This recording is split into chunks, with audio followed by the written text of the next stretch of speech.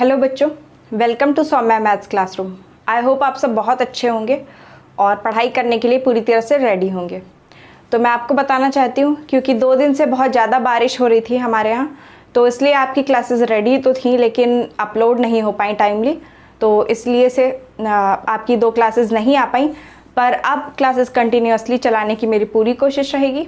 तो जैसा कि आप सब जानते हैं कि बारिश का तो कुछ कर नहीं सकते थे, तो इस वजह से क्लासेस लेट हो गई।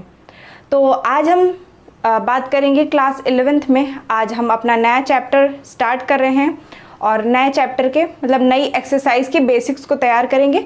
और ये जो हमारा चैप्टर 3 चल रहा है, इसकी लास्ट एक्सरसाइज है।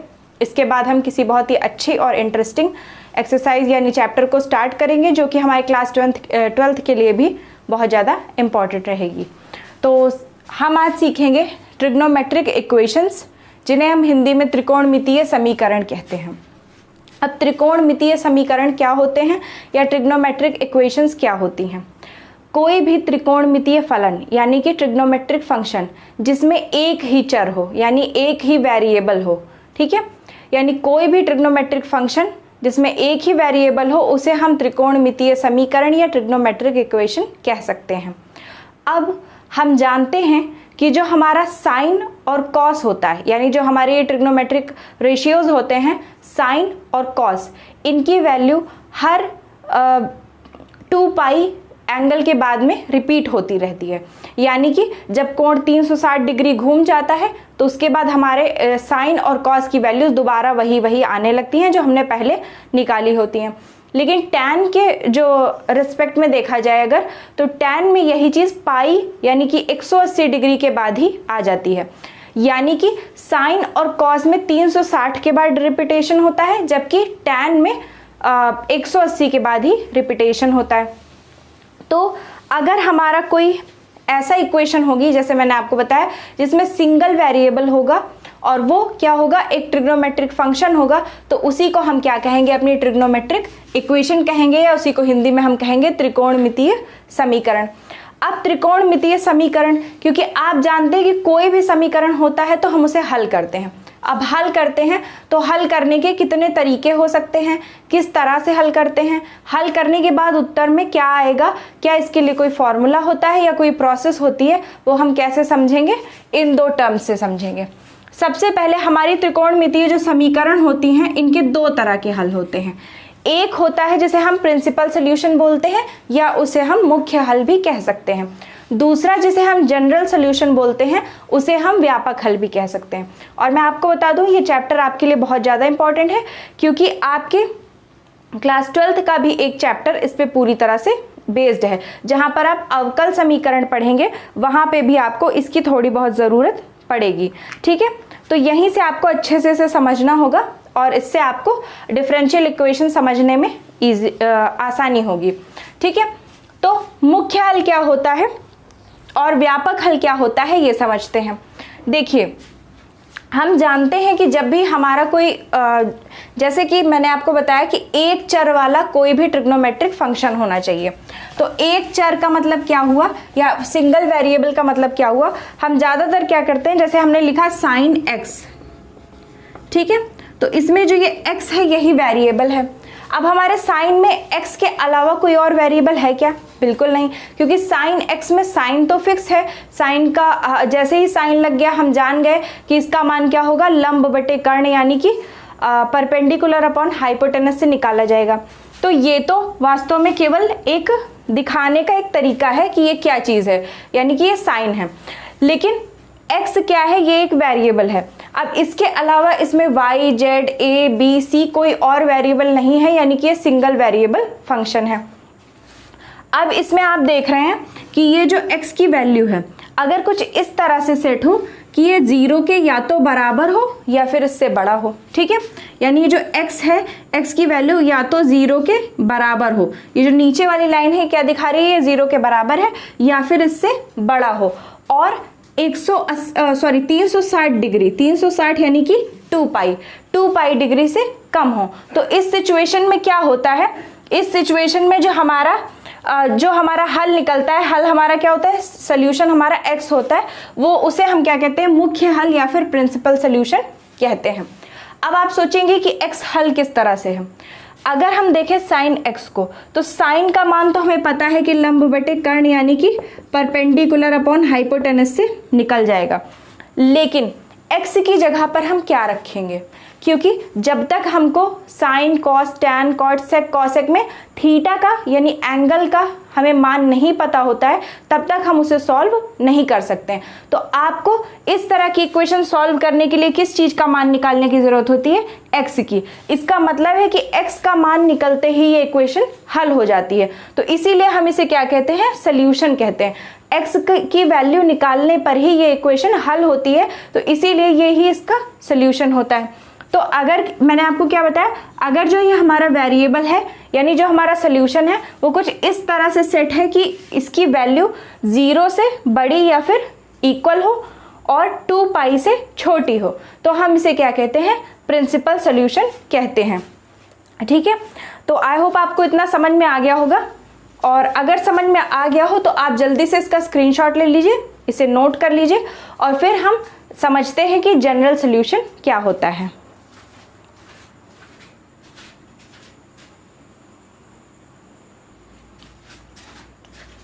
तो बच्चों चलिए अब हम समझते हैं जनरल सल्यूशन क्या होता है। ठीक है, ये तो हमारा प्रिंसिपल सल्यूशन हो गया। अब हम पहुंचेंगे अपने जनरल सल्यूशन पे।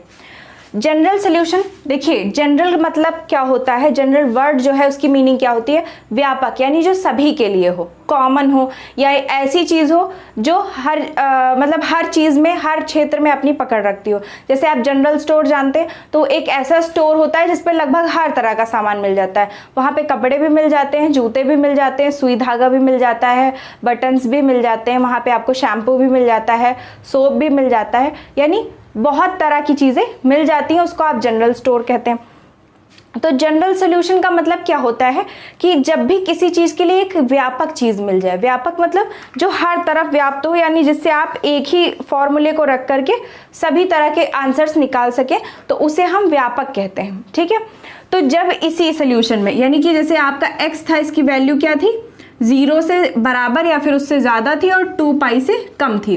अब इसी के लिए हम एक ऐसा फॉर्मूला सेट कर दें जिसमें एक टर्म आता हो स्मॉल n, और ये स्मॉल n क्या है, ये है एक पूर्णांक। ठीक है, ये क्या है, स्मॉल n क्या है, एक पूर्णांक है।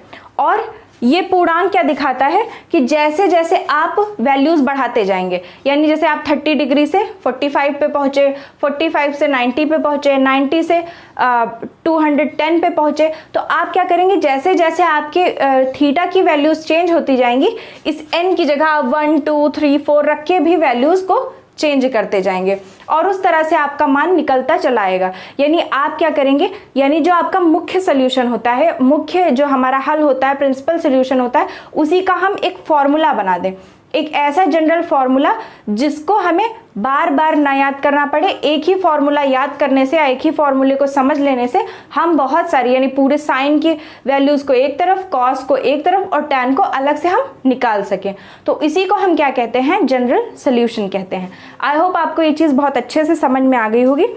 अब हम एक बार समझ लेते हैं कि जो हमारा मुख्य हल होता है और जो व्यापक हल होता है उसमें क्या फ़र्क होता है। ठीक है, तो आप तब तक एक बार मन में रिवाइज कीजिए और हम समझते हैं कि मुख्य हल और व्यापक हल में क्या अंतर है।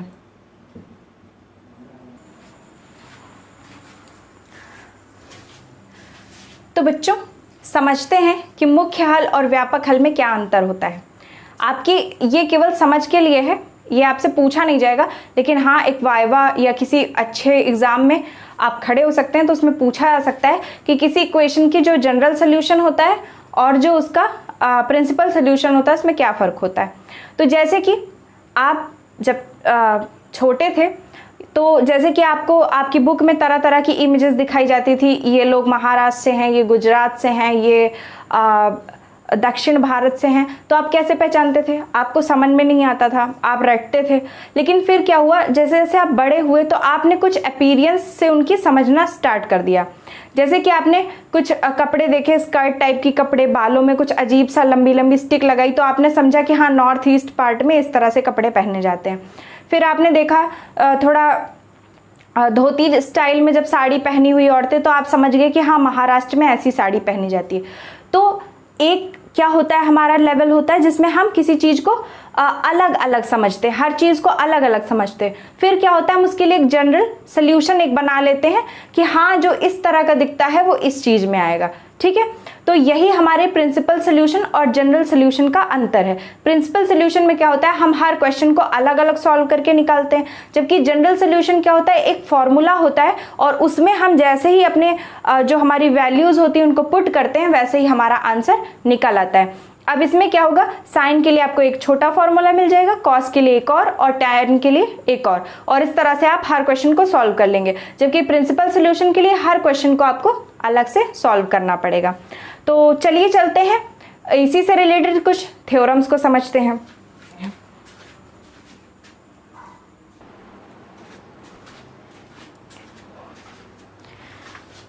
देखिए बच्चों, जनरल सोल्यूशन को निकालने के लिए सबसे पहले हमें दो चीज़ें समझनी हैं जो कि आपने पहले भी पढ़ी हैं।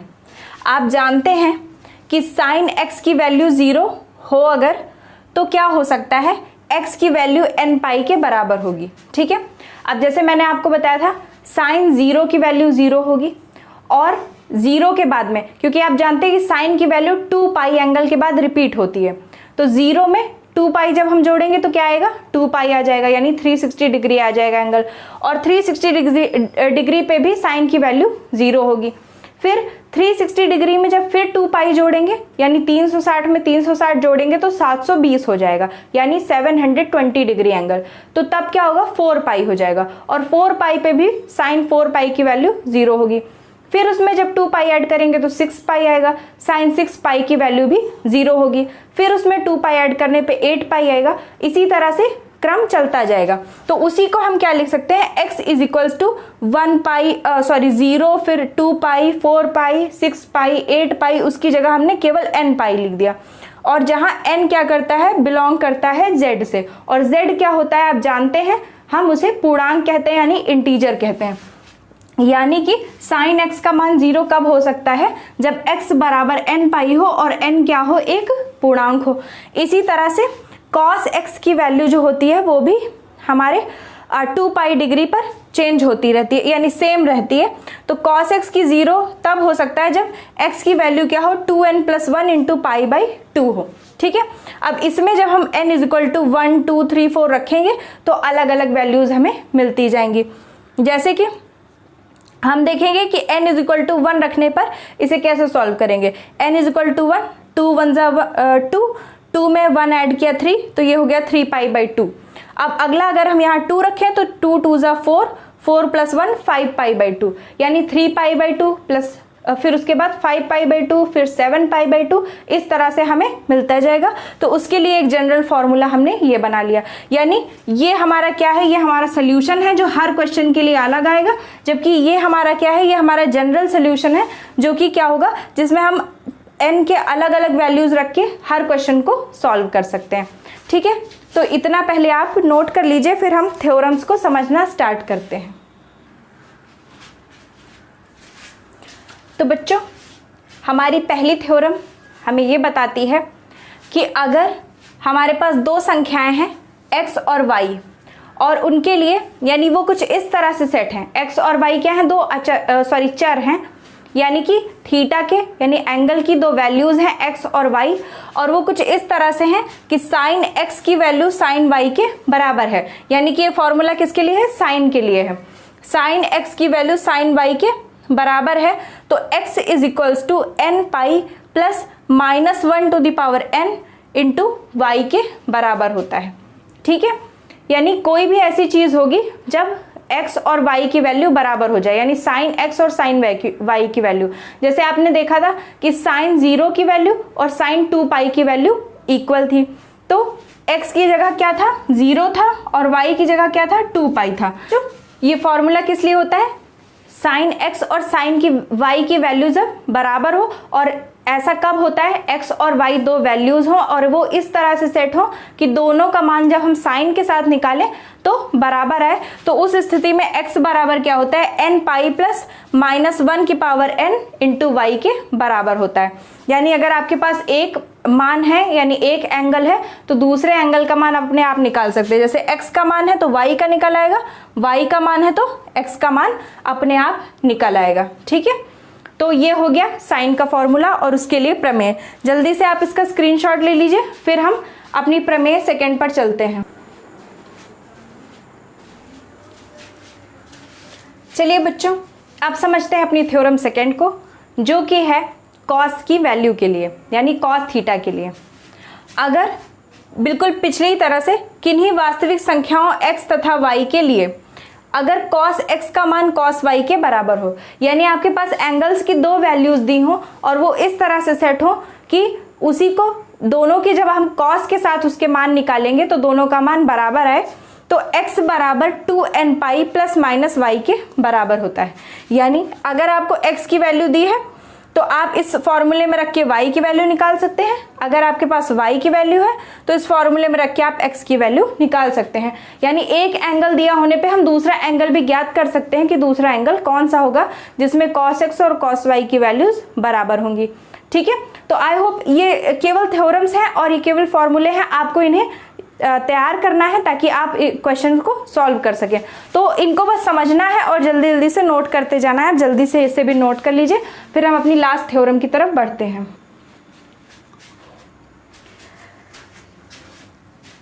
तो बच्चों चलिए चलते हैं अपनी थ्योरम थर्ड की तरफ। ये थ्योरम हमें ये बता रही है, यदि x तथा y का π/2 विषम गुणज नहीं है, यानी π/2 मीन्स 90 डिग्री, 90 डिग्री, अगर ये x और y का विषम गुणज नहीं है। अब इसका मतलब क्या है? विषम गुणज का मतलब है 3π/2, 5π/2, 7π/2 का मान बराबर नहीं है x और y के। ठीक है, क्योंकि π/2 हो गया, अब इसमें किसी विषम पूर्णांक से हम या विषम संख्या से हम गुणा करें 3 से, 5 से, 7 से, 9 से, 11 से, तो इस तरह से क्या होंगे, इसके विषम गुणज तैयार होंगे। और अगर x और y का मान उन विषम गुणजों के बराबर ना हो और उसके साथ में tan x का मान tan y के भी बराबर हो, जो हर कंडीशन में ये कंडीशन तो थी ही, यानी x और y कुछ इस तरह से सेट हो कि tan x tan y के बराबर हो और x y का मान π/2 का विषम गुणज ना हो, तो इस स्थिति में x का मान n पाई प्लस y के बराबर होता है। यानी अगर x है आपके पास तो आप क्या कर सकते हैं, y का मान निकाल सकते हैं n पाई को x से घटा करके, या अगर आपके पास y का मान है तो n पाई में y को जोड़ के x की वैल्यू आप निकाल सकते हैं। तो इस तरह से आपके क्वेश्चंस सॉल्व हो जाएंगे। तो आज हमने तीनों प्रमेय पढ़ ली, साथ में ये पढ़ लिया कि हमारा व्यापक हल क्या होता है यानी जनरल सॉल्यूशन, और उसके साथ हमारा प्रिंसिपल सॉल्यूशन यानी कि मुख्य हल क्या होता है। उसके साथ में सबसे पहले हमने क्या सीखा था कि हमारे ट्रिग्नोमेट्रिक इक्वेशंस क्या होती हैं। तो इतना सीखने के बाद अब एक बहुत छोटी सी एक्सरसाइज है जिसे हमें सॉल्व करना है और उसके बाद हमारा ये चैप्टर पूरी तरह से खत्म हो जाएगा। अब इसके बाद में मुझे ऐसा लग रहा है कि मुझे प्रायिकता स्टार्ट करनी चाहिए, क्योंकि बहुत ही इंपॉर्टेंट है और क्लास 12th के लिए बहुत ही स्कोरिंग सब्जेक्ट है, बहुत ही स्कोरिंग चैप्टर है। तो मैथ्स में प्रायिकता बहुत ही ज़रूरी है। अगर आपने क्लास 11 में प्रायिकता पढ़ ली तो आगे आपके लिए बहुत इजी हो जाएगा क्लास 12th में भी। और उसके साथ में प्रायिकता जो हमारे जो कॉम्पिटिटिव एग्जाम्स हैं उनके लिए भी बहुत ही ज़्यादा इम्पॉर्टेंट होती है। तो मैं स्टार्ट करूँगी प्रायिकता को, ठीक है। तो आप जल्दी से इसको भी नोट कर लीजिए और उसके साथ में अगर आपने चैनल को सब्सक्राइब ना किया हो तो जल्दी से जल्दी सब्सक्राइब कर लीजिए, वीडियोस को लाइक कर दीजिए, वीडियोस को ज़्यादा से ज़्यादा शेयर कीजिए अपने फ्रेंड्स और फैमिली मेम्बर्स के बीच में, ताकि आपके जो भी दोस्त और छोटे और बड़े भाई बहन तैयारी कर रहे हों अपने क्लास 10th, 11th और 12th के एग्ज़ाम्स की, तो वो हमारे क्लासरूम से जुड़ सकें और फ्री में घर बैठे तैयारी कर सकें। तो स्टे ब्लेस्ड, थैंक यू।